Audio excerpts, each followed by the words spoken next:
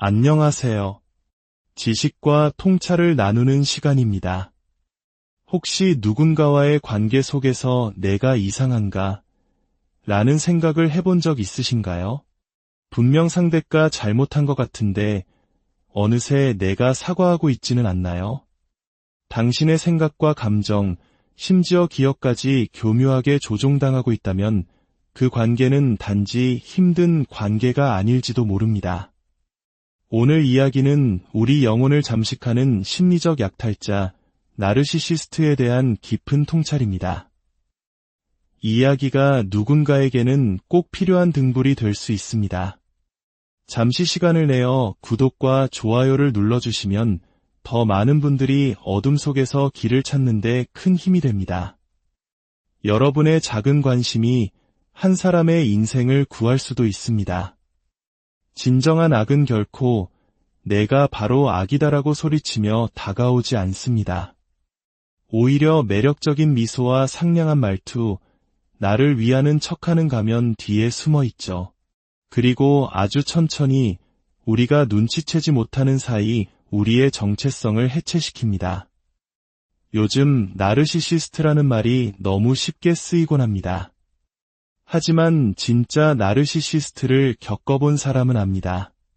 그것은 단순한 거만함을 넘어 영혼을 파괴하는 차갑고 계산된 폭력이라는 것을요. 오늘 저는 그들이 단순한 까다로운 사람이 아니라 심리적 괴물임을 증명하는 5가지 소름 돋는 행동에 대해 이야기하려 합니다. 이것은 누군가를 악마로 만들기 위함이 아니라 보지 못하면 반드시 고통받게 될 당신을 위한 경고입니다. 첫 번째, 현실을 왜곡하는 심리전, 가스라이팅입니다. 누군가가 의도적으로 당신의 현실 인식, 기억, 감정, 심지어 온전한 정신까지 의심하게 만든다면 그것은 오해가 아닙니다. 명백한 심리 전쟁입니다. 그리고 나르시시스트는 이 분야의 대가입니다. 가스라이팅은 단 한 번의 거짓말이나 격한 말다툼으로 끝나지 않습니다. 그것은 당신 내면의 나침반을 체계적으로 무너뜨리는 과정입니다. 시간이 지나면서 당신은 자기 자신을 믿지 못하게 됩니다. 당신의 직감을 불신하고 가장 명백한 사실조차 재차 확인하게 되죠. 나르시시스트는 갈등을 해결하려 하지 않습니다. 그들은 통제하기를 원합니다. 그래서 문제를 정면으로 다루는 대신 교묘하게 비틉니다. 자신이 했던 말을 한 적 없다고 부인하고 책임을 당신에게 떠넘기며 당신의 경험을 별것 아닌 일로 축소시킵니다. 내가 너무 예민한 거야. 감정적으로 반응하지 마. 내가 잘못 기억하고 있는 거야. 이런 말들을 반복적으로 듣게 되죠. 처음에는 사소하게 들릴 수 있습니다. 정말 내가 과민 반응하는 걸까? 내가 오해했나? 라며 넘어갈 수도 있습니다. 하지만 바로 그것이 덫입니다. 이런 상호작용 하나하나가 실이 되어 시간이 지나며 당신을 올가매는 거대한 환상을 만들어냅니다. 당신은 자신의 기억을 의심하며 대화를 몇 번이고 되감아보고 어디서부터 잘못된 건지 자책하게 됩니다. 잘못한 것이 없는데도 미안하다고 말하고 어차피 내 의견은 묵살되거나 나를 공격하는 무기로 돌아올 것을 알기에 더 이상 문제를 제기하지 않게 됩니다. 이것이 가스라이팅의 작동 방식입니다. 둔기로 머리를 내리치는 공격이 아니라 미세하고 교활하며 끊임없이 이어지는 침식과 같습니다. 가장 위험한 부분은 가스라이팅이 당신의 자아 자체를 공격한다는 점입니다. 당신이 보고 느낀 것이 현실이 아니라는 말을 반복적으로 듣다 보면 결국 그 말을 믿기 시작합니다. 그리고 자신의 현실을 더 이상 믿지 못하게 되는 순간 당신은 진실을 알기 위해 그 사람의 현실에 의존하게 됩니다. 바로 그것이 그들의 최종 목표입니다. 당신이 스스로를 의심하게 만들어 고통스럽더라도 그들에게 매달리게 만드는 것. 이런 관계는 하룻밤 사이에 만들어지지 않습니다. 당신은 어느 날 갑자기 내가 미쳤나? 라고 생각하며 잠에서 깨지 않습니다. 아주 천천히, 순간순간, 당신도 모르는 사이에 그 지점까지 이르게 됩니다. 그렇기에 더욱 위험한 것입니다. 나르시시스트는 목소리를 높이거나 위협할 필요조차 없습니다. 그저 절대적인 확신을 가지고 미묘하게 끊임없이 당신에게 의문을 제기하기만 하면 됩니다. 당신이 저항할 힘조차 없을 때까지 당신의 정체성을 조금씩 깎아내는 것입니다. 그리고 당신이 자신에 대한 믿음을 잃을수록 인정을 받기 위해 그들에게 더 매달리게 되는 악순환이 시작됩니다. 그들은 불안감을 조성한 뒤 당신을 이해하고 고쳐줄 수 있는 유일한 사람인 것처럼 행세합니다. 하지만 그들은 당신을 고치는 것이 아닙니다. 당신에게서 빼앗은 힘을 양분 삼아 살아갈 뿐입니다. 당신이 더 망가졌다고 느낄수록 그들은 더 강해집니다. 결국 당신은 하지도 않은 일에 대해 사과하고 받을 이유가 없는 대우를 감내하며 점점 더 불안정하게 느껴지는 현실 속에 머물게 됩니다. 그것은 사랑이 아닙니다. 관계도 아닙니다. 심리적 감금 상태일 뿐입니다. 진실을 직시하십시오. 가스라이팅은 가장 잔인하고 계산된 형태의 조종입니다. 그것은 감정뿐만 아니라 인지 능력 자체를 재구성하여 스스로를 불신하고 내면의 목소리를 잠재우게 만듭니다.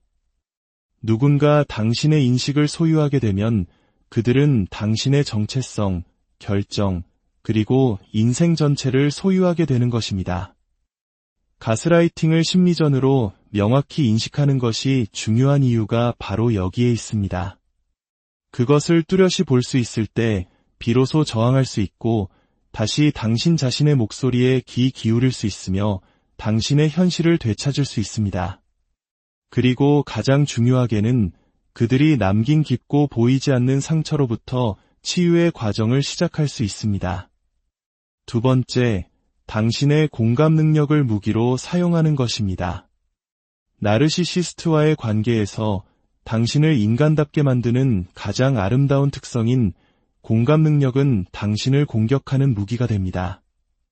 한국 사회에서 정의라고 불리는 깊은 유대감과 연민, 바로 그것을 그들은 교묘하게 이용합니다.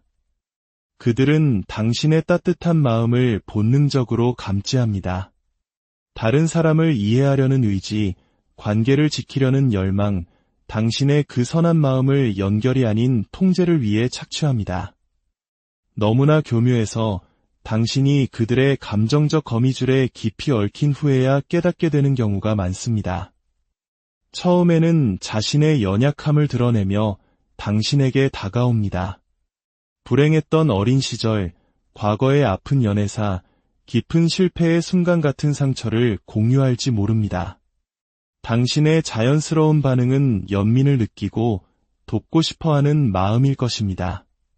다른 사람들이 포기했을 때 그 사람의 진가를 알아봐주는 유일한 사람이 되고 싶어하죠. 바로 그것이 첫 번째 미끼입니다. 나르시시스트는 정이 많은 사람들이 다른 이들이라면 용납하지 않을 행동도 눈감아주고 이해해주며 몇 번이고 기회를 준다는 것을 압니다. 당신이 사랑이나 의리라는 이름 아래 자신의 경계를 허물 것이라는 사실을 정확히 알고 있습니다. 관계가 진행되면서 그들은 당신의 공감 능력을 더 직접적으로 시험하기 시작합니다. 사소한 선을 넘는 것이죠. 스트레스를 받는다는 핑계로 막말을 하거나 당신을 무시하는 태도를 보입니다. 그리고 당신이 상처받아 반응하면 그들은 순식간에 무너져 내리는 연기를 합니다. 그럴 의도가 아니었어. 내가 얼마나 망가진 사람인지 알잖아. 날 이해해주는 사람은 너뿐이야. 바로 그 순간 당신의 관심은 나의 상처에서 그의 고통으로 옮겨갑니다. 그들이 당신에게 상처를 줄 때마다 그들은 재빨리 스포트라이트를 자신에게로 돌립니다. 더 이상 당신이 세운 경계가 중요한 것이 아니라 그들의 아픔이 모든 것을 압도하게 됩니다. 이것은 위험한 불균형을 만듭니다. 당신은 자신의 상처를 축소하고 그럴 의도가 아니었을 거야라며 합리화하고 몇 번이고 용서합니다. 당신은 실수를 한 사람을 대하는 것이 아니라 감정적 호소를 조종의 도구로 사용하는 사람을 상대하고 있는 것입니다. 그들은 정확히 자신들이 무엇을 하는지 압니다. 약간의 고통을 보여주기만 하면 당신이 책임을 묻기를 주저할 것이라는 사실을 압니다. 당신의 연민이 당신의 분노를 마비시킬 것이라는 것을 알고 그 망설임을 자신에게 유리하게 이용합니다. 당신은 그들의 혼란을 내면화하기 시작합니다. 내가 조금만 더 인내하고 더 사랑해주고 더 지지해주면 상황이 나아질 거야 라고 믿게 됩니다. 당신은 두 사람 몫의 감정적 짐을 혼자 짊어지기 시작합니다. 그들이 당신에게 상처를 주면 당신은 그들의 치유를 위해 책임감을 느낍니다. 하지만 진실은 이것입니다. 진정한 치유는 조종을 통해 일어나지 않습니다. 책임감을 통해 일어납니다. 나르시시스트는 치유되기를 원하지 않습니다. 그들은 감정의 영역을 지배하기를 원할 뿐입니다. 시간이 흐르면 이 패턴은 극심한 감정 소진으로 이어집니다. 당신은 그들을 자극하지 않기 위해 살얼음판을 걷는 기분으로 살아갑니다. 평화를 유지하기 위해 끝없는 감정 노동을 쏟아붓지만 결코 충분하지 않다는 것을 깨닫게 됩니다. 그들은 항상 더 많은 동정, 더 많은 이해, 더 많은 변명을 요구합니다. 그러는 동안 당신의 필요, 당신의 목소리, 당신의 고통은 점점 더 뒤로 밀려납니다. 당신이 더 많이 줄수록 그들은 더 많이 빼앗아갑니다. 당신의 공감은 자기 희생으로 변질됩니다.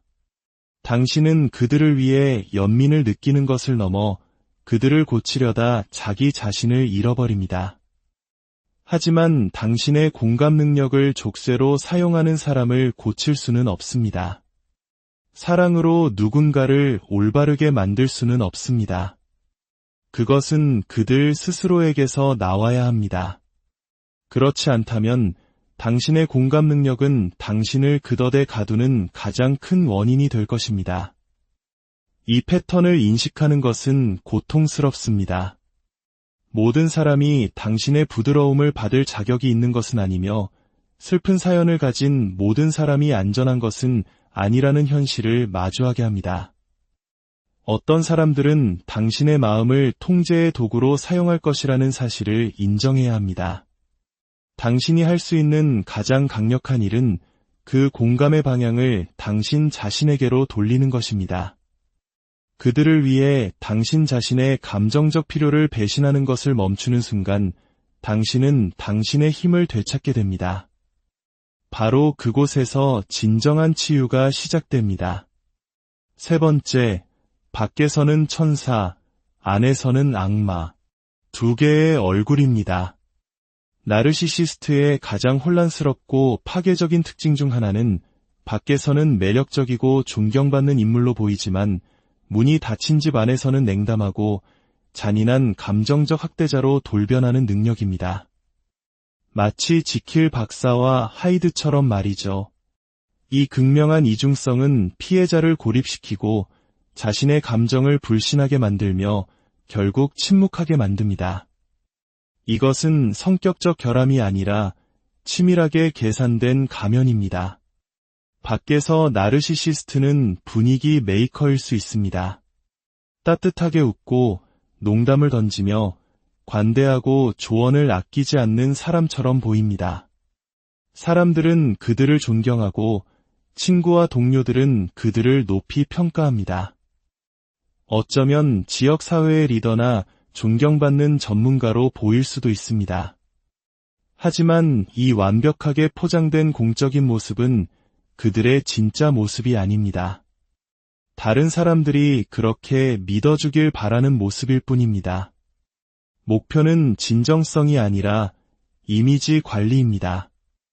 하지만 집에 돌아와 관객이 사라지면 그 가면은 산산조각 납니다. 밖에서 함께 웃던 그 사람은 당신을 무시하고 냉소적으로 대합니다. 당신의 걱정을 비웃거나 아예 없는 사람 취급할 수도 있습니다. 만약 당신이 밖에서의 모습과 왜 이렇게 다르냐고 지적하면 당신은 예민하거나 오버한다는 비난을 받게 될 것입니다. 이러한 부인은 학대의 일부입니다. 당신을 혼란스럽게 만들어 자신의 현실 감각을 의심하게 하고 결국 자신의 감정적 반응조차 신뢰하지 못하게 만듭니다. 이 행동이 특히 사악한 이유는 당신을 철저히 고립시킨다는 점입니다. 다른 모든 사람들은 나르시시스트의 매력적인 모습만 보기 때문에 당신이 겪는 일을 이해하거나 믿어주지 못합니다. 당신이 겪는 감정적 학대에 대해 다른 사람에게 털어놓으려 하면 그렇게 좋은 사람이 그럴 리가 없어 라는 불신의 벽에 부딪히게 될 것입니다. 바로 그것이 함정입니다. 나르시시스트는 자신의 책임을 회피하고 피해자의 신뢰도를 떨어뜨리기 위해 설득력 있는 공적 이미지를 조심스럽게 구축합니다. 이러한 이중성은 우연이 아니라 전략입니다. 모든 사람이 자신을 친절하고 관대한 사람으로 본다면 마침내 당신이 무너졌을 때 불안정한 사람은 당신이 될 것이라는 사실을 그들은 잘 알고 있습니다. 이것은 당신이 계속 자신을 의심하게 만들고 다른 사람들이 그들에게 의문을 제기하지 못하도록 막는 교묘한 조종입니다. 시간이 지나면서 이런 경험은 당신에게 극심한 감정적 혼란을 야기합니다. 마치 보이지 않는 존재가 된 것처럼 느껴지고 내가 학대를 상상하는 것은 아닐까 의심하게 됩니다. 다른 사람들에게는 저렇게 친절한데 나한테만 이러는 건 내 탓일지도 몰라 라고 생각하게 될 수도 있습니다. 하지만 당신 탓이 아닙니다. 당신은 단지 그들이 다른 모든 사람에게서 숨기는 진실을 보고 있을 뿐입니다. 이러한 이중성은 깊은 수치심을 낳습니다. 피해자들은 다른 모든 사람들이 사랑하는 사람에게 학대당하고 있다는 사실을 부끄러워하며 아무도 믿어주지 않을 것이라는 두려움 때문에 침묵하게 됩니다. 그 침묵은 나르시시스트가 만든 감옥인 동시에 그들이 쌓아올린 완벽한 평판이 만든 감옥이기도 합니다. 우리가 붙잡아야 할 가장 중요한 진실은 이것입니다. 일관된 친절함이 진짜 인격이지 매력은 인격이 아니라는 것입니다. 다른 사람들이 보고 있을 때만 당신에게 잘해주는 사람은 당신을 사랑하는 것이 아닙니다. 그들은 다른 사람들의 눈에 비친 자기 자신의 모습을 사랑할 뿐입니다. 이 고통스러운 진실을 인식하는 것이 당신의 목소리를 되찾고 그들의 잘 짜인 연극에서 당신의 역할을 거부하는 첫걸음입니다. 당신은 미치지 않았습니다. 예민한 것도 아닙니다. 당신은 다른 사람들이 보지 못하는 것을 보는 사람입니다. 그리고 그 암은 아무리 고통스러울지라도 당신의 힘입니다. 네 번째, 당신의 경계를 무너뜨리고 반응을 유도하는 것입니다. 나르시시스트에게 당신의 경계선은 존중해야 할 신호가 아닙니다. 그것은 극복해야 할 도전이자 시험해야 할 장애물이며 결국 침범해야 할 한계일 뿐입니다. 그리고 마침내 당신이 자신을 지키기 위해 저항하거나 분노할 때 그들은 판을 뒤집어 당신을 문제의 원인으로 만듭니다. 이것은 단순한 조종이 아닙니다. 당신을 혼란스럽게 하고 지치게 만들어 무엇이 용납될 수 있는 행동인지에 대한 당신의 감각을 통제하려는 심리적 전술입니다. 처음에는 아주 미묘하게 시작됩니다. 사적인 선을 넘는 발언을 하거나 당신이 준비되지 않은 결정을 하도록 압박하거나 당신의 불편함을 사소한 방식으로 무시합니다. 당신이 불편함을 표현하려고 하면 그들은 이해하는 대신 당신의 감정을 축소시킵니다. 웃어넘기거나 너무 예민하네 라고 말하며 당신이 세운 경계가 비합리적이라는 암시를 줍니다. 하지만 그들이 당신의 경계를 계속해서 시험하는 진짜 이유는 당신의 반응을 보기 위해서입니다. 그들은 당신이 폭발할 때까지 계속해서 선을 넘습니다. 당신이 소리를 지르거나 울거나 화를 내며 반응하는 바로 그 순간 그들은 기다렸다는 듯이 태도를 바꿉니다. 봐, 내가 얼마나 감정적인지. 내가 이렇게 만드니까 대화가 안 되는 거야. 순식간에 당신은 경계를 침범당한 피해자에서 과민 반응하는 가해자가 됩니다. 그들의 잘못된 행동은 완전히 잊히고 오직 당신의 부적절한 반응만이 문제의 핵심이 됩니다. 이 전술은 너무나 효과적이어서 당신은 결국 자신의 감정 표현을 두려워하게 됩니다. 이것이 그들의 목표입니다. 당신이 감정을 표현할 권리를 포기하게 만드는 것. 당신이 부당한 대우를 받더라도 침묵하는 법을 배우게 만드는 것. 당신이 문제를 제기하면 항상 당신이 패배자가 될 것이라는 사실을 학습시키는 것입니다. 당신은 그들의 행동에 반응할수록 그들에게 더 많은 통제권을 넘겨주게 됩니다. 결국 당신은 부당함을 느껴도 표현하지 못하게 됩니다. 당신의 침묵은 평화가 아니라 패배입니다. 당신이 괜찮다고 말할 때 그들은 당신이 정말 괜찮다고 생각하는 것이 아니라 자신들이 또 한 번 이겼다고 생각합니다. 당신의 감정적 반응을 무기로 삼아 당신을 통제하는 것, 이것이야말로 가장 비겁하고 파괴적인 심리적 학대 중 하나입니다. 5번째, 결국엔 떠나는 것이 유일한 해답임을 깨닫는 순간입니다. 이것은 아마도 가장 고통스러운 깨달음일 것입니다. 어떤 인내와 연민, 이해심으로도 그들을 결코 바꿀 수 없다는 사실을 인정하는 순간입니다. 당신은 모든 것을 시도했습니다. 깊이 경청하고 타협하고 2번, 3번, 심지어 10번의 기회를 주었습니다. 그는 힘든 시간을 보내고 있을 뿐이야. 자신이 뭘 하는지 모를 거야. 내가 충분히 사랑해주면 언젠가는 깨닫게 될 거야 라고 스스로를 위로했습니다. 하지만 냉혹한 진실이 당신을 칩니다. 그들은 모든 것을 알고 있습니다. 당신이 얼마나 희생하고 있는지 정확히 알고 있으며 그것을 자신에게 유리하게 이용하고 있습니다. 바로 그때 명확한 깨달음이 찾아옵니다. 떠나는 것은 나약함이나 실패가 아니라 해방으로 가는 유일한 길이라는 것을요.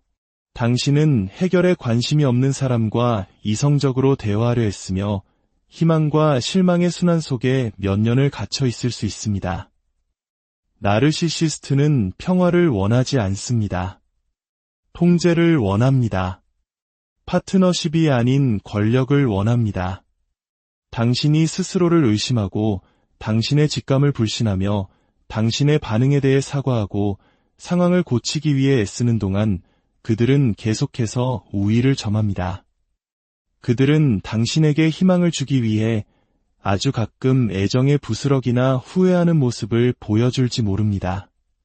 하지만 그 순간들은 상황을 바꾸기 위함이 아니라 이 지독한 순환을 다시 시작하기 위한 미끼일 뿐입니다. 결국 당신이 그토록 지키려 했던 사랑이 진짜가 아니었음을 깨닫게 됩니다. 그것은 연기였고 조종이었으며 결코 지켜지지 않을 약속이었습니다. 그 관계에 더 오래 머물수록 당신의 자아는 더 심하게 무너져 내립니다. 당신은 점점 더 작아지고 불안하며 초조해집니다. 떠나는 것은 두렵습니다. 나르시시스트는 종종 당신이 자신들 없이는 살아남지 못할 것이라고 믿게 만듭니다. 그들은 당신을 고립시키고 자신감을 무너뜨리며 바깥 세상을 위험한 곳으로 묘사합니다. 하지만 당신이 한 걸음 물러나 그 혼돈과 거리를 두는 순간 안개가 걷히기 시작합니다. 당신은 명확하게 보기 시작하고 다시 당신 자신의 목소리를 듣게 됩니다.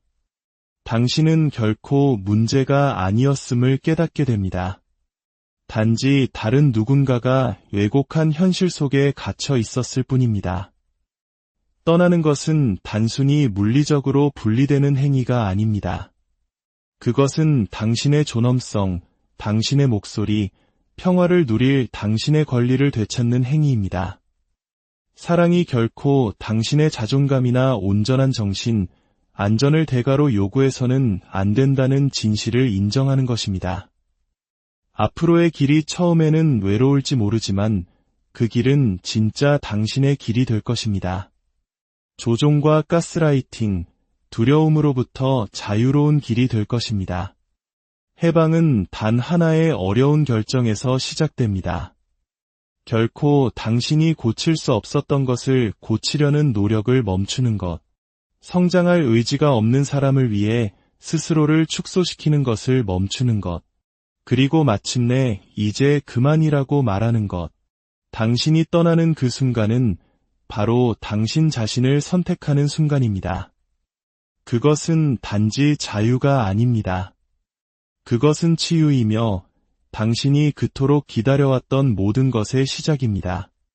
오늘 이야기가 당신의 마음에 작은 울림을 주었기를 바랍니다. 당신은 결코 혼자가 아닙니다. 당신의 감정은 소중하며 당신의 현실은 존중받아야 마땅합니다. 안녕하세요. 지식과 통찰을 나누는 시간입니다. 혹시 누군가와의 관계 속에서 내가 이상한가? 라는 생각을 해본 적 있으신가요? 분명 상대가 잘못한 것 같은데 어느새 내가 사과하고 있지는 않나요?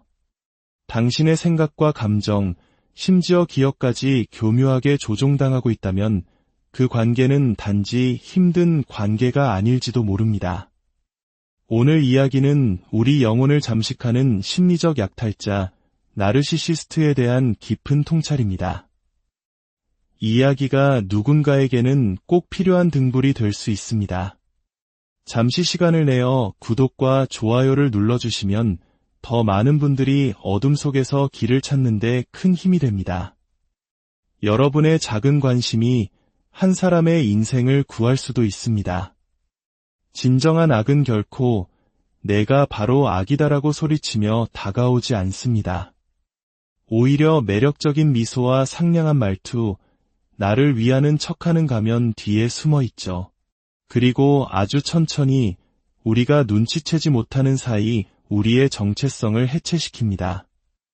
요즘 나르시시스트라는 말이 너무 쉽게 쓰이곤 합니다. 하지만 진짜 나르시시스트를 겪어본 사람은 압니다. 그것은 단순한 거만함을 넘어 영혼을 파괴하는 차갑고 계산된 폭력이라는 것을요. 오늘 저는 그들이 단순한 까다로운 사람이 아니라 심리적 괴물임을 증명하는 5가지 소름 돋는 행동에 대해 이야기하려 합니다. 이것은 누군가를 악마로 만들기 위함이 아니라 보지 못하면 반드시 고통받게 될 당신을 위한 경고입니다. 첫 번째, 현실을 왜곡하는 심리전, 가스라이팅입니다. 누군가가 의도적으로 당신의 현실 인식, 기억, 감정, 심지어 온전한 정신까지 의심하게 만든다면 그것은 오해가 아닙니다. 명백한 심리 전쟁입니다. 그리고 나르시시스트는 이 분야의 대가입니다. 가스라이팅은 단 한 번의 거짓말이나 격한 말다툼으로 끝나지 않습니다. 그것은 당신 내면의 나침반을 체계적으로 무너뜨리는 과정입니다. 시간이 지나면서 당신은 자기 자신을 믿지 못하게 됩니다. 당신의 직감을 불신하고 가장 명백한 사실조차 재차 확인하게 되죠. 나르시시스트는 갈등을 해결하려 하지 않습니다. 그들은 통제하기를 원합니다. 그래서 문제를 정면으로 다루는 대신 교묘하게 비틉니다. 자신이 했던 말을 한 적 없다고 부인하고 책임을 당신에게 떠넘기며 당신의 경험을 별것 아닌 일로 축소시킵니다. 내가 너무 예민한 거야. 감정적으로 반응하지 마. 내가 잘못 기억하고 있는 거야. 이런 말들을 반복적으로 듣게 되죠.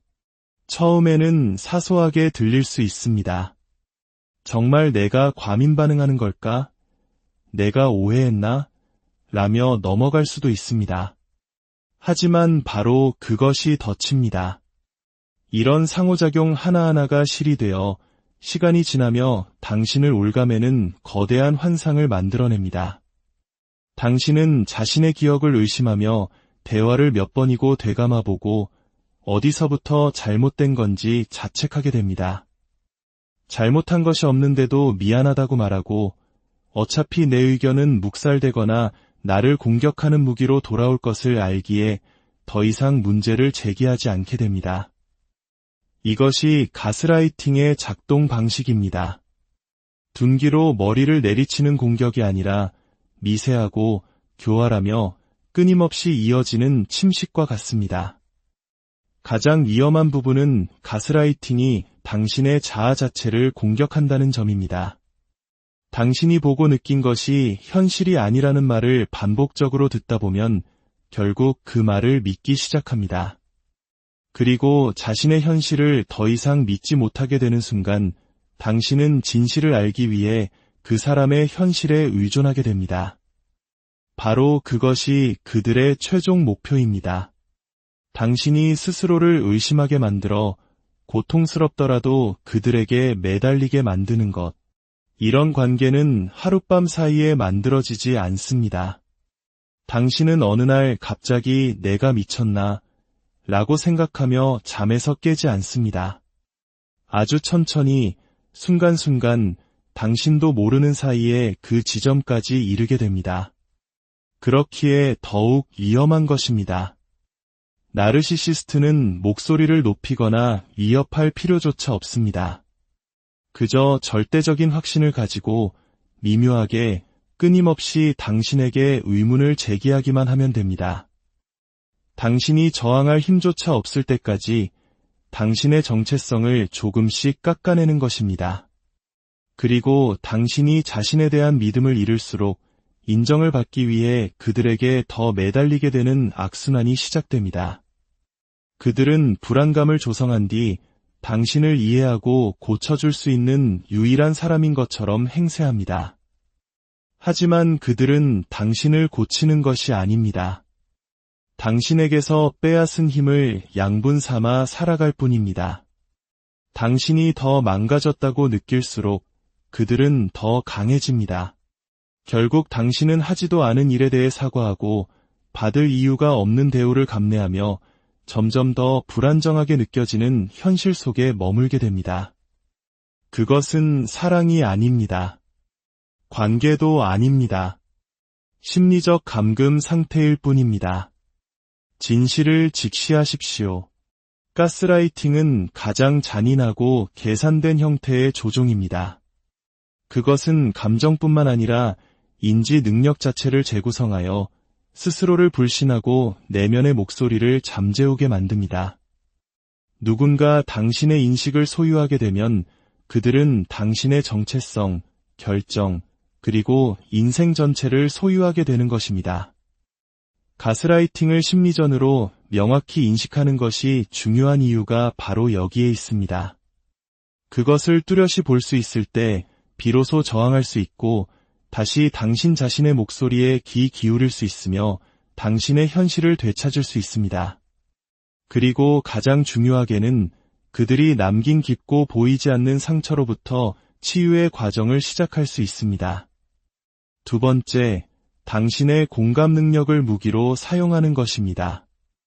나르시시스트와의 관계에서 당신을 인간답게 만드는 가장 아름다운 특성인 공감 능력은 당신을 공격하는 무기가 됩니다. 한국 사회에서 정의라고 불리는 깊은 유대감과 연민, 바로 그것을 그들은 교묘하게 이용합니다. 그들은 당신의 따뜻한 마음을 본능적으로 감지합니다.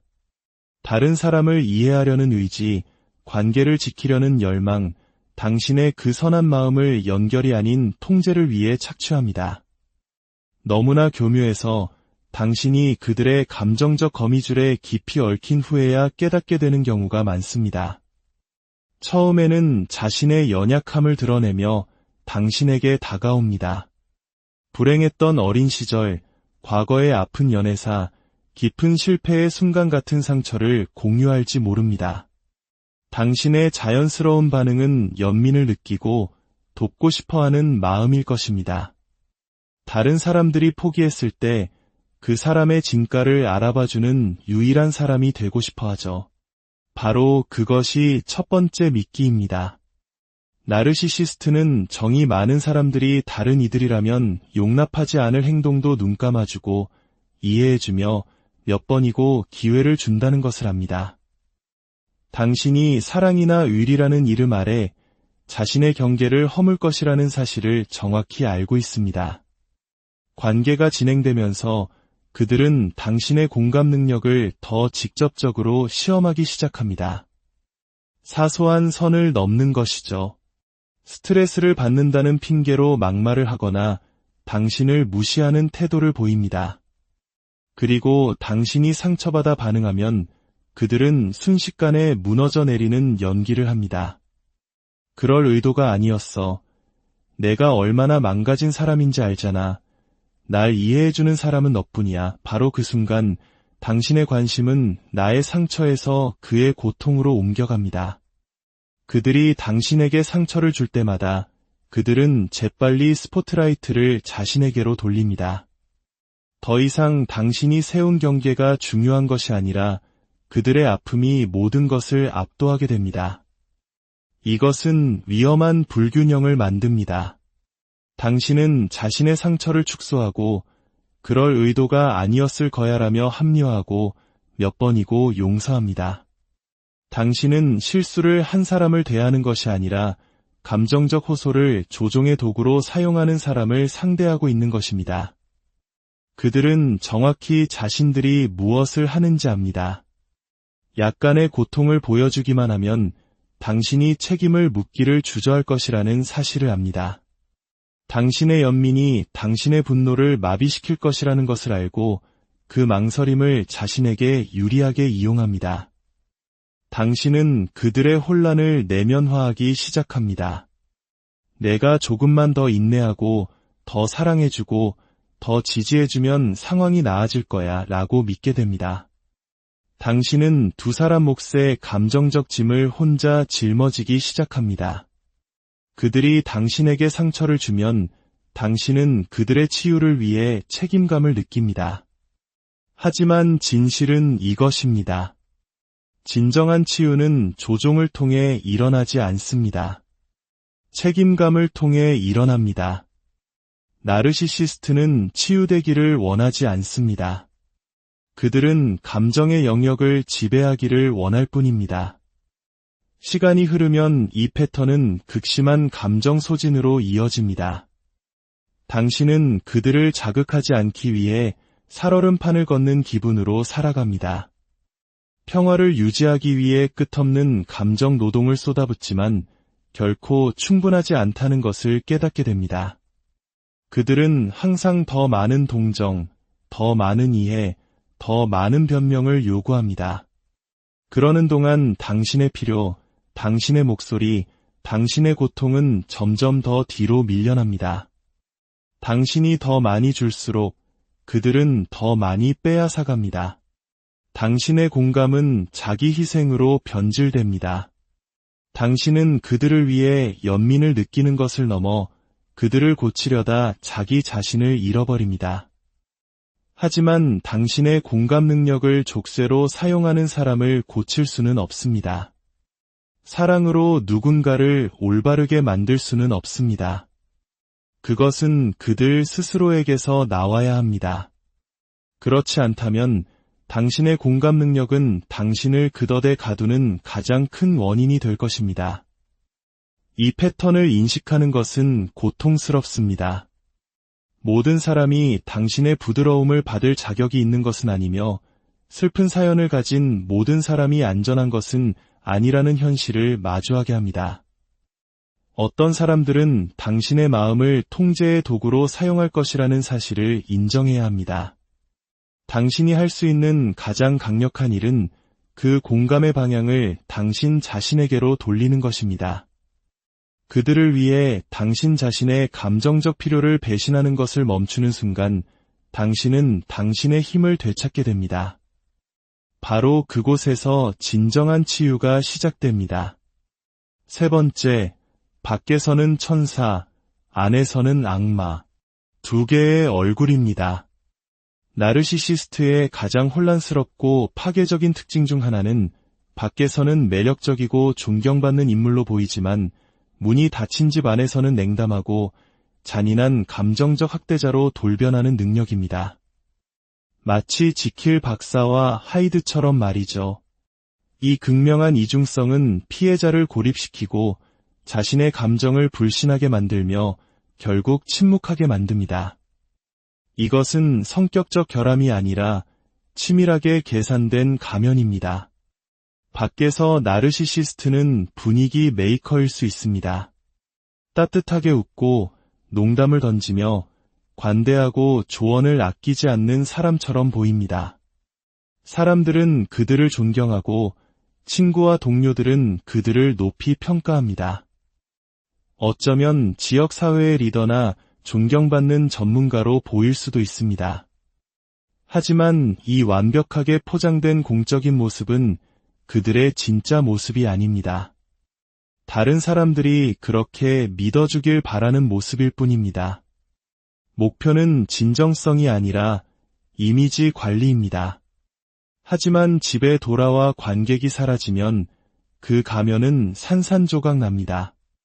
밖에서 함께 웃던 그 사람은 당신을 무시하고 냉소적으로 대합니다. 당신의 걱정을 비웃거나 아예 없는 사람 취급할 수도 있습니다. 만약 당신이 밖에서의 모습과 왜 이렇게 다르냐고 지적하면 당신은 예민하거나 오버한다는 비난을 받게 될 것입니다. 이러한 부인은 학대의 일부입니다. 당신을 혼란스럽게 만들어 자신의 현실 감각을 의심하게 하고 결국 자신의 감정적 반응조차 신뢰하지 못하게 만듭니다. 이 행동이 특히 사악한 이유는 당신을 철저히 고립시킨다는 점입니다. 다른 모든 사람들은 나르시시스트의 매력적인 모습만 보기 때문에 당신이 겪는 일을 이해하거나 믿어주지 못합니다. 당신이 겪는 감정적 학대에 대해 다른 사람에게 털어놓으려 하면 그렇게 좋은 사람이 그럴 리가 없어 라는 불신의 벽에 부딪히게 될 것입니다. 바로 그것이 함정입니다. 나르시시스트는 자신의 책임을 회피하고 피해자의 신뢰도를 떨어뜨리기 위해 설득력 있는 공적 이미지를 조심스럽게 구축합니다. 이러한 이중성은 우연이 아니라 전략입니다. 모든 사람이 자신을 친절하고 관대한 사람으로 본다면 마침내 당신이 무너졌을 때 불안정한 사람은 당신이 될 것이라는 사실을 그들은 잘 알고 있습니다. 이것은 당신이 계속 자신을 의심하게 만들고 다른 사람들이 그들에게 의문을 제기하지 못하도록 막는 교묘한 조종입니다. 시간이 지나면서 이런 경험은 당신에게 극심한 감정적 혼란을 야기합니다. 마치 보이지 않는 존재가 된 것처럼 느껴지고 내가 학대를 상상하는 것은 아닐까 의심하게 됩니다. 다른 사람들에게는 저렇게 친절한데 나한테만 이러는 건 내 탓일지도 몰라 라고 생각하게 될 수도 있습니다. 하지만 당신 탓이 아닙니다. 당신은 단지 그들이 다른 모든 사람에게서 숨기는 진실을 보고 있을 뿐입니다. 이러한 이중성은 깊은 수치심을 낳습니다. 피해자들은 다른 모든 사람들이 사랑하는 사람에게 학대당하고 있다는 사실을 부끄러워하며 아무도 믿어주지 않을 것이라는 두려움 때문에 침묵하게 됩니다. 그 침묵은 나르시시스트가 만든 감옥인 동시에 그들이 쌓아올린 완벽한 평판이 만든 감옥이기도 합니다. 우리가 붙잡아야 할 가장 중요한 진실은 이것입니다. 일관된 친절함이 진짜 인격이지 매력은 인격이 아니라는 것입니다. 다른 사람들이 보고 있을 때만 당신에게 잘해주는 사람은 당신을 사랑하는 것이 아닙니다. 그들은 다른 사람들의 눈에 비친 자기 자신의 모습을 사랑할 뿐입니다. 이 고통스러운 진실을 인식하는 것이 당신의 목소리를 되찾고 그들의 잘 짜인 연극에서 당신의 역할을 거부하는 첫걸음입니다. 당신은 미치지 않았습니다. 예민한 것도 아닙니다. 당신은 다른 사람들이 보지 못하는 것을 보는 사람입니다. 그리고 그 암은 아무리 고통스러울지라도 당신의 힘입니다. 네 번째, 당신의 경계를 무너뜨리고 반응을 유도하는 것입니다. 나르시시스트에게 당신의 경계선은 존중해야 할 신호가 아닙니다. 그것은 극복해야 할 도전이자 시험해야 할 장애물이며 결국 침범해야 할 한계일 뿐입니다. 그리고 마침내 당신이 자신을 지키기 위해 저항하거나 분노할 때 그들은 판을 뒤집어 당신을 문제의 원인으로 만듭니다. 이것은 단순한 조종이 아닙니다. 당신을 혼란스럽게 하고 지치게 만들어 무엇이 용납될 수 있는 행동인지에 대한 당신의 감각을 통제하려는 심리적 전술입니다. 처음에는 아주 미묘하게 시작됩니다. 사적인 선을 넘는 발언을 하거나 당신이 준비되지 않은 결정을 하도록 압박하거나 당신의 불편함을 사소한 방식으로 무시합니다. 당신이 불편함을 표현하려고 하면 그들은 이해하는 대신 당신의 감정을 축소시킵니다. 웃어넘기거나 너무 예민하네라고 말하며 당신이 세운 경계가 비합리적이라는 암시를 줍니다. 하지만 그들이 당신의 경계를 계속해서 시험하는 진짜 이유는 당신의 반응을 보기 위해서입니다. 그들은 당신이 폭발할 때까지 계속해서 선을 넘습니다. 당신이 소리를 지르거나 울거나 화를 내며 반응하는 바로 그 순간 그들은 기다렸다는 듯이 태도를 바꿉니다. 봐, 내가 얼마나 감정적인지. 내가 이렇게 만드니까 대화가 안 되는 거야. 순식간에 당신은 경계를 침범당한 피해자에서 과민 반응하는 가해자가 됩니다. 그들의 잘못된 행동은 완전히 잊히고 오직 당신의 부적절한 반응만이 문제의 핵심이 됩니다. 이 전술은 너무나 효과적이어서 당신은 결국 자신의 감정 표현을 두려워하게 됩니다. 이것이 그들의 목표입니다. 당신이 감정을 표현할 권리를 포기하게 만드는 것. 당신이 부당한 대우를 받더라도 침묵하는 법을 배우게 만드는 것. 당신이 문제를 제기하면 항상 당신이 패배자가 될 것이라는 사실을 학습시키는 것입니다. 당신은 그들의 행동에 반응할수록 그들에게 더 많은 통제권을 넘겨주게 됩니다. 결국 당신은 부당함을 느껴도 표현하지 못하게 됩니다. 당신의 침묵은 평화가 아니라 패배입니다.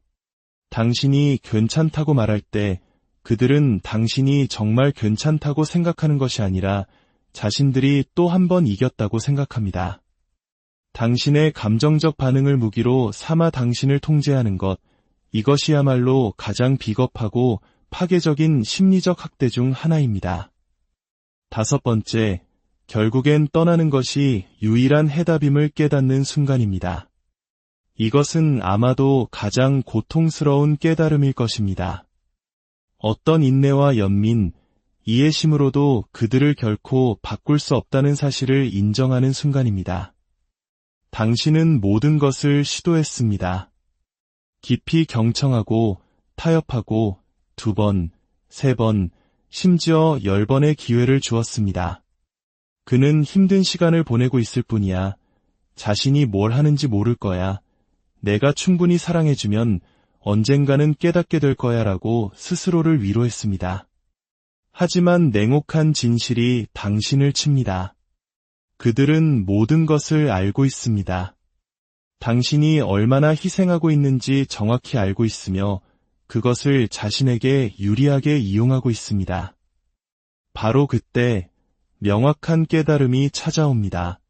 떠나는 것은 나약함이나 실패가 아니라 해방으로 가는 유일한 길이라는 것을요. 당신은 해결에 관심이 없는 사람과 이성적으로 대화하려 했으며 희망과 실망의 순환 속에 몇 년을 갇혀 있을 수 있습니다. 나르시시스트는 평화를 원하지 않습니다. 통제를 원합니다. 파트너십이 아닌 권력을 원합니다. 당신이 스스로를 의심하고 당신의 직감을 불신하며 당신의 반응에 대해 사과하고 상황을 고치기 위해 애쓰는 동안 그들은 계속해서 우위를 점합니다. 그들은 당신에게 희망을 주기 위해 아주 가끔 애정의 부스럭이나 후회하는 모습을 보여줄지 모릅니다. 하지만 그 순간들은 상황을 바꾸기 위함이 아니라 이 지독한 순환을 다시 시작하기 위한 미끼일 뿐입니다. 결국 당신이 그토록 지키려 했던 사랑이 진짜가 아니었음을 깨닫게 됩니다. 그것은 연기였고 조종이었으며 결코 지켜지지 않을 약속이었습니다. 그 관계에 더 오래 머물수록 당신의 자아는 더 심하게 무너져 내립니다. 당신은 점점 더 작아지고 불안하며 초조해집니다. 떠나는 것은 두렵습니다. 나르시시스트는 종종 당신이 자신들 없이는 살아남지 못할 것이라고 믿게 만듭니다. 그들은 당신을 고립시키고 자신감을 무너뜨리며 바깥 세상을 위험한 곳으로 묘사합니다. 하지만 당신이 한 걸음 물러나 그 혼돈과 거리를 두는 순간 안개가 걷히기 시작합니다. 당신은 명확하게 보기 시작하고 다시 당신 자신의 목소리를 듣게 됩니다. 당신은 결코 문제가 아니었음을 깨닫게 됩니다. 단지 다른 누군가가 왜곡한 현실 속에 갇혀 있었을 뿐입니다. 떠나는 것은 단순히 물리적으로 분리되는 행위가 아닙니다. 그것은 당신의 존엄성, 당신의 목소리, 평화를 누릴 당신의 권리를 되찾는 행위입니다. 사랑이 결코 당신의 자존감이나 온전한 정신, 안전을 대가로 요구해서는 안 된다는 진실을 인정하는 것입니다. 앞으로의 길이 처음에는 외로울지 모르지만 그 길은 진짜 당신의 길이 될 것입니다. 조종과 가스라이팅, 두려움으로부터 자유로운 길이 될 것입니다. 해방은 단 하나의 어려운 결정에서 시작됩니다. 결코 당신이 고칠 수 없었던 것을 고치려는 노력을 멈추는 것, 성장할 의지가 없는 사람을 위해 스스로를 축소시키는 것을 멈추는 것, 그리고 마침내 이제 그만이라고 말하는 것. 당신이 떠나는 그 순간은 바로 당신 자신을 선택하는 순간입니다. 그것은 단지 자유가 아닙니다. 그것은 치유이며 당신이 그토록 기다려왔던 모든 것의 시작입니다. 오늘 이야기가 당신의 마음에 작은 울림을 주었기를 바랍니다. 당신은 결코 혼자가 아닙니다. 당신의 감정은 소중하며 당신의 현실은 존중받아야 마땅합니다. 안녕하세요. 지식과 통찰을 나누는 시간입니다. 혹시 누군가와의 관계 속에서 내가 이상한가? 라는 생각을 해본 적 있으신가요? 분명 상대가 잘못한 것 같은데 어느새 내가 사과하고 있지는 않나요? 당신의 생각과 감정, 심지어 기억까지 교묘하게 조종당하고 있다면 그 관계는 단지 힘든 관계가 아닐지도 모릅니다. 오늘 이야기는 우리 영혼을 잠식하는 심리적 약탈자, 나르시시스트에 대한 깊은 통찰입니다. 이야기가 누군가에게는 꼭 필요한 등불이 될 수 있습니다. 잠시 시간을 내어 구독과 좋아요를 눌러주시면 더 많은 분들이 어둠 속에서 길을 찾는 데 큰 힘이 됩니다. 여러분의 작은 관심이 한 사람의 인생을 구할 수도 있습니다. 진정한 악은 결코 내가 바로 악이다라고 소리치며 다가오지 않습니다. 오히려 매력적인 미소와 상냥한 말투, 나를 위하는 척하는 가면 뒤에 숨어 있죠. 그리고 아주 천천히 우리가 눈치채지 못하는 사이 우리의 정체성을 해체시킵니다. 요즘 나르시시스트라는 말이 너무 쉽게 쓰이곤 합니다. 하지만 진짜 나르시시스트를 겪어본 사람은 압니다. 그것은 단순한 거만함을 넘어 영혼을 파괴하는 차갑고 계산된 폭력이라는 것을요. 오늘 저는 그들이 단순한 까다로운 사람이 아니라 심리적 괴물임을 증명하는 5가지 소름 돋는 행동에 대해 이야기하려 합니다. 이것은 누군가를 악마로 만들기 위함이 아니라 보지 못하면 반드시 고통받게 될 당신을 위한 경고입니다. 첫 번째, 현실을 왜곡하는 심리전, 가스라이팅입니다. 누군가가 의도적으로 당신의 현실 인식, 기억, 감정, 심지어 온전한 정신까지 의심하게 만든다면 그것은 오해가 아닙니다. 명백한 심리 전쟁입니다. 그리고 나르시시스트는 이 분야의 대가입니다. 가스라이팅은 단 한 번의 거짓말이나 격한 말다툼으로 끝나지 않습니다. 그것은 당신 내면의 나침반을 체계적으로 무너뜨리는 과정입니다. 시간이 지나면서 당신은 자기 자신을 믿지 못하게 됩니다. 당신의 직감을 불신하고 가장 명백한 사실조차 재차 확인하게 되죠. 나르시시스트는 갈등을 해결하려 하지 않습니다. 그들은 통제하기를 원합니다. 그래서 문제를 정면으로 다루는 대신 교묘하게 비틉니다. 자신이 했던 말을 한 적 없다고 부인하고 책임을 당신에게 떠넘기며 당신의 경험을 별것 아닌 일로 축소시킵니다. 내가 너무 예민한 거야. 감정적으로 반응하지 마. 내가 잘못 기억하고 있는 거야. 이런 말들을 반복적으로 듣게 되죠. 처음에는 사소하게 들릴 수 있습니다. 정말 내가 과민 반응하는 걸까? 내가 오해했나?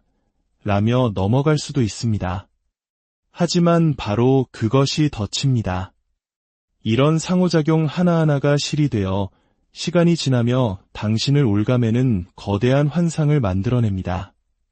당신은 자신의 기억을 의심하며 대화를 몇 번이고 되감아보고 어디서부터 잘못된 건지 자책하게 됩니다. 잘못한 것이 없는데도 미안하다고 말하고 어차피 내 의견은 묵살되거나 나를 공격하는 무기로 돌아올 것을 알기에 더 이상 문제를 제기하지 않게 됩니다. 이것이 가스라이팅의 작동 방식입니다. 둔기로 머리를 내리치는 공격이 아니라 미세하고 교활하며 끊임없이 이어지는 침식과 같습니다. 가장 위험한 부분은 가스라이팅이 당신의 자아 자체를 공격한다는 점입니다. 당신이 보고 느낀 것이 현실이 아니라는 말을 반복적으로 듣다 보면 결국 그 말을 믿기 시작합니다. 그리고 자신의 현실을 더 이상 믿지 못하게 되는 순간 당신은 진실을 알기 위해 그 사람의 현실에 의존하게 됩니다. 바로 그것이 그들의 최종 목표입니다. 당신이 스스로를 의심하게 만들어 고통스럽더라도 그들에게 매달리게 만드는 것. 이런 관계는 하룻밤 사이에 만들어지지 않습니다. 당신은 어느 날 갑자기 내가 미쳤나? 라고 생각하며 잠에서 깨지 않습니다. 아주 천천히 순간순간 당신도 모르는 사이에 그 지점까지 이르게 됩니다. 그렇기에 더욱 위험한 것입니다. 나르시시스트는 목소리를 높이거나 위협할 필요조차 없습니다. 그저 절대적인 확신을 가지고 미묘하게 끊임없이 당신에게 의문을 제기하기만 하면 됩니다. 당신이 저항할 힘조차 없을 때까지 당신의 정체성을 조금씩 깎아내는 것입니다. 그리고 당신이 자신에 대한 믿음을 잃을수록 인정을 받기 위해 그들에게 더 매달리게 되는 악순환이 시작됩니다. 그들은 불안감을 조성한 뒤 당신을 이해하고 고쳐줄 수 있는 유일한 사람인 것처럼 행세합니다. 하지만 그들은 당신을 고치는 것이 아닙니다. 당신에게서 빼앗은 힘을 양분 삼아 살아갈 뿐입니다. 당신이 더 망가졌다고 느낄수록 그들은 더 강해집니다. 결국 당신은 하지도 않은 일에 대해 사과하고 받을 이유가 없는 대우를 감내하며 점점 더 불안정하게 느껴지는 현실 속에 머물게 됩니다. 그것은 사랑이 아닙니다. 관계도 아닙니다. 심리적 감금 상태일 뿐입니다. 진실을 직시하십시오. 가스라이팅은 가장 잔인하고 계산된 형태의 조종입니다. 그것은 감정뿐만 아니라 인지 능력 자체를 재구성하여 스스로를 불신하고 내면의 목소리를 잠재우게 만듭니다. 누군가 당신의 인식을 소유하게 되면 그들은 당신의 정체성, 결정, 그리고 인생 전체를 소유하게 되는 것입니다. 가스라이팅을 심리전으로 명확히 인식하는 것이 중요한 이유가 바로 여기에 있습니다. 그것을 뚜렷이